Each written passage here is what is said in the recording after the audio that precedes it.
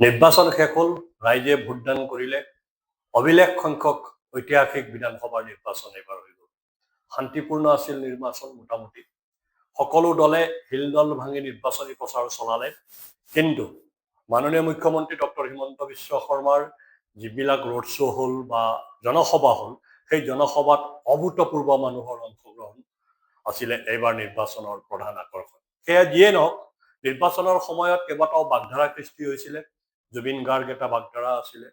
ভাৰতীয় জনতা পাৰ্টিৰ ফালৰ পৰা আমি উন্নয়নক বাগধাৰা কৰিছিলোঁ, মিয়াৰ আগ্ৰাসনক এটা বাগধাৰা কৰাৰ প্ৰয়াস কৰিছিলোঁ আৰু জনগণে তাক সমৰ্থন কৰিছিল। চৰকাৰে বিভিন্ন সময়ত কৰা কাম কাজ এইবাৰ নিৰ্বাচনৰ বাগধাৰা আছিল।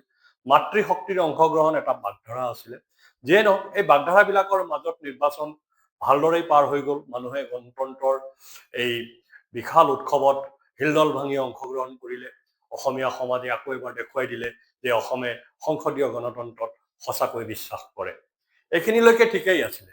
কিন্তু নিৰ্বাচন শেষ হৈ যোৱাৰ লগে লগে যিসকল লোকে সংবিধানৰ কথা বেছিকৈ কয়, যিসকল লোকে গণতন্ত্ৰৰ কথা বেছিকৈ কয়, যিসকল লোকে নিৰ্বাচনৰ সময়ত বিভিন্ন ধৰণৰ প্ৰচাৰৰ জৰিয়তে শাসক পক্ষক বা চৰকাৰক বা চৰকাৰী পক্ষক বা আমাক ভাৰতীয় জনতা পাৰ্টিক বিধিগ্ৰস্ত কৰাৰ কাৰণে প্ৰয়াস কৰিছিলে, সেই লোকসকল যোৱা দুদিন ধৰি হঠাৎ এটা নতুন বাগধাৰাৰ পিনে গতি কৰা আমি দেখা পাইছোঁ। এই নতুন বাগধাৰাটো হ'ল যে যদি মেচিনে বিশেষ গণ্ডগোল নকৰে তেতিয়াহ'লে বিৰোধী দলসমূহে চৰকাৰ গঠন কৰিব। অৰ্থাৎ বিৰোধী দলৰ যিসকল নেতা আছে, সেয়া অখিল গগৈয়ে হওক, লুৰিণজ্যোতি গগৈয়ে হওক, নাইবা গৌৰৱ গগৈয়ে হওক, এই গগৈসকলে এতিয়া এটা নতুন বাগধাৰা দিবলৈ প্ৰয়াস কৰিছে বহাগ বিহুৰ এই ৰঙালী পৰিৱেশৰ মাজত। সেই বাগধাৰাটো হ'ল যে যদি মেচিনে গণ্ডগোল নকৰে তেতিয়াহ'লে বিৰোধী দলসমূহে চৰকাৰ গঠন কৰিব।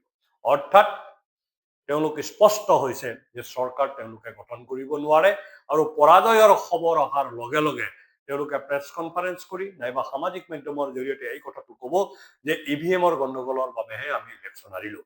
কিন্তু ইভিএম জানো গণ্ডগোল কৰিব পাৰি?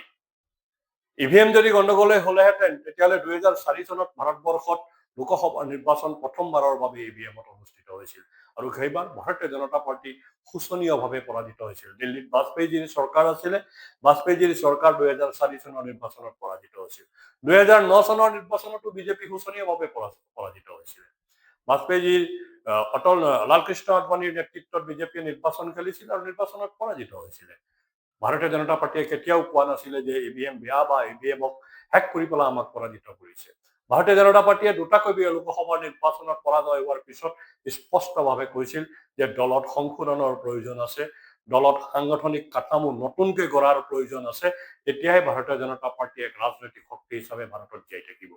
আৰু সেই কাম 2009 চনতে ভাৰতীয় জনতা পাৰ্টিয়ে আৰম্ভ কৰিছিল আৰু 2014 চনত 282 জন সাংসদ জিকুৱে ভাৰতীয় জনতা পাৰ্টিয়ে প্ৰমাণ কৰিছিল যে ইভিএমটো বিশেষ বিষয় নহয়, জনগণে ভাল পালে এক বিশাল ব্যৱধানত বিজয় সাব্যস্ত কৰিব পাৰি, স্পষ্টভাৱে একত্ৰিতভাৱে সংখ্যাগৰিষ্ঠতা লাভ কৰিব পাৰি।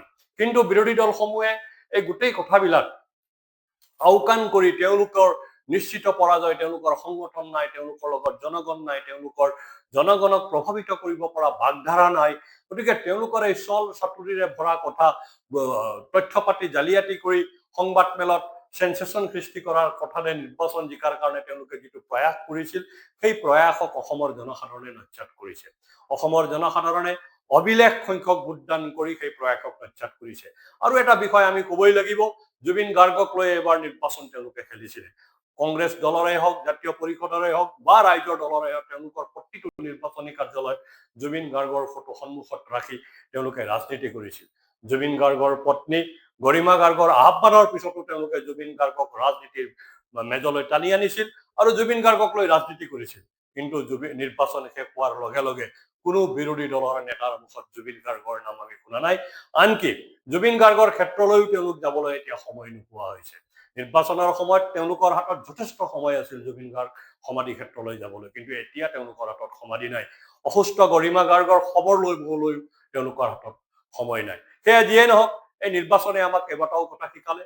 তাৰ ভিতৰত মূল কথাটো হ'ল যে কংগ্ৰেছ দলে তথ্য পাতিৰ জালিয়াতি কৰি কাগজ পত্ৰৰ জালিয়াতি কৰি মানুহক বিভ্ৰান্ত কৰি হলেও নিৰ্বাচন জিকিব বিচাৰে আৰু সেই কংগ্ৰেছৰ সেই যিটো প্ৰৱণতা সেই প্ৰৱণতাত অখিল গগৈ আৰু লুৰিণজ্যোতি গগৈৰ দৰে ব্যক্তিও সহযোগী হ'ব পাৰে তাক আমাক স্পষ্টভাৱে দেখুৱালে সেয়া যিয়ে নহওক অসমৰ জনসাধাৰণে শিলদল ভাঙি ভোট দিলে অসমৰ জনসাধাৰণে ঐতিহাসিকভাৱে ভোটদান কৰিলে আৰু এই ভোটদান মানে প্ৰ ইনকামবেঞ্চি অৰ্থাৎ চৰকাৰ বা প্ৰতিষ্ঠানৰ পক্ষত পৰা এটা ভোটদান বুলি ৰাজনৈতিক বিশেষজ্ঞসকলে কৈছে সেইকাৰণে থৰকা চুটি হেৰুৱাইছে বিৰোধী দলসমূহ ধন্যবাদ